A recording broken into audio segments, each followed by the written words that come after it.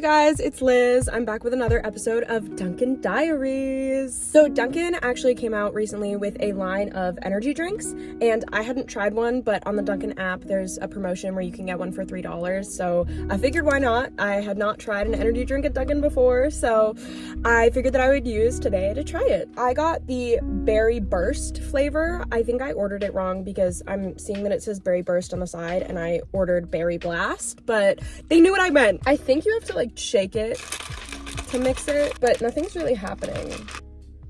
That's actually really good. I feel like I wouldn't get an energy drink at Dunkin unless I was trying it for now. I think I would rate this 7 out of 10, honestly. It's really good. I was not expecting too much from the Dunkin energy drinks, so very pleasantly surprised. So since I was about 15, 16, I started collecting CDs, and I kind of just wanted to give you guys a little tour. So I picked a few CDs, ones that represent parts of my life from ages 16 to current 21, and I thought that it would be cool to take a trip down memory lane, get some stories in, and share with you guys my journey of music taste.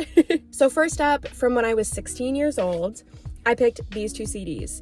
This one is All American Rejects Move Along CD, and this one is All American Rejects When the World Comes Down. And my favorite track off of Move Along would have to be Dirty Little Secret, and my favorite track off of When the World Comes Down would be Mona Lisa. This one was the first CD in my collection. It is what kept me going through middle school and high school. I love the All American Rejects, and this is where it all started, so I had to pick this.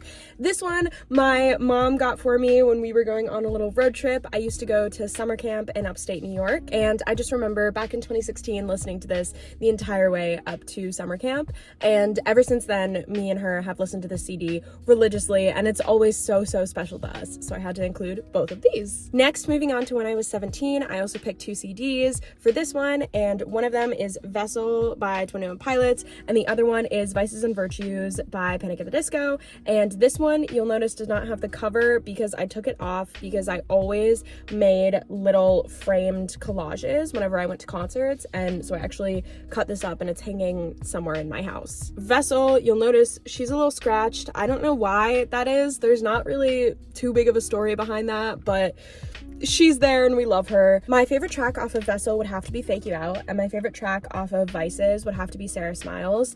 And I remember in high school, the first time that I listened to this, I was like, I don't want to like Sarah Smiles. Like, what I was embarrassingly obsessed with Brendan Urie, and I love that I'm putting that on the internet, but you guys were bound to find out sooner or later.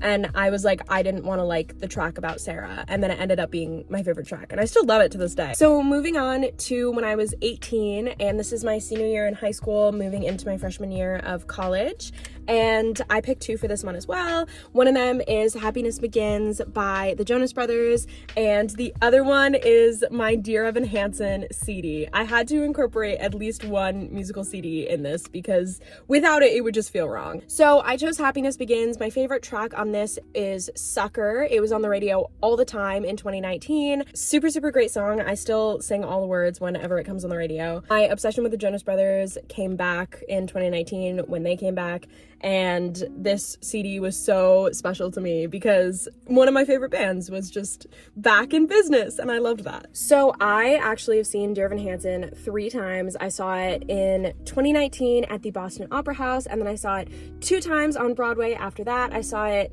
at the Boston Opera House with Stephen Christopher Anthony as Evan, and then I saw it, my first time on Broadway was Michael Lee Brown as Evan, and then my second time on Broadway was Jordan Fisher as Evan.